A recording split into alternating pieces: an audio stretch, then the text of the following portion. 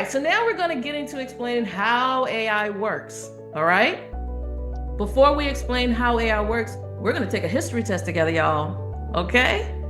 So we're going to take a history test. This history test will be based on a study guide that was created in January of 2023. All right.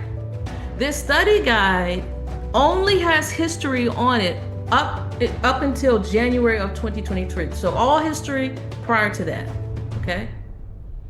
We studied for this test last month. All right.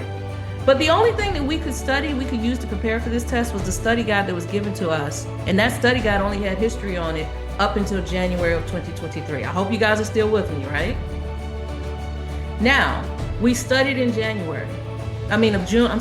of last month. So in June of 2025, we studied for this test. We used this study guide. But something happened in between the time that the study guide was made and the time that we studied. In January of 2025, a historical event happened. We elected a new president to the United States of America. Okay? Now, last week, we all went in and we took our test. And there were two questions on the test. The first question was, what was the Great Gold Rush? And the second question was, who's the current president of the United States? Then we got our test results back. And we saw that we got the first question right, but we got the second question wrong. Can anyone come off mute and tell me why they think we got the second question wrong?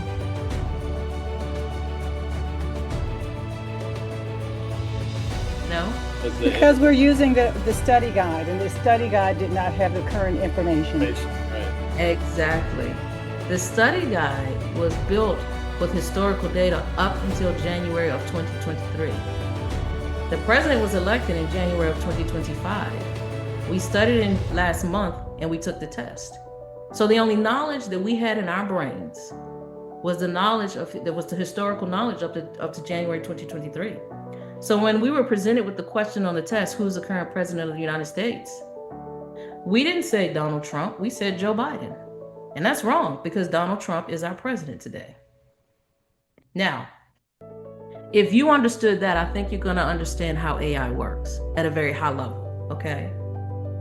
So you can think of the study guide. When we talk about the study guide, all of the information that we put into our brains to help us prepare for this test, that is historical data that is used to train an AI model, okay?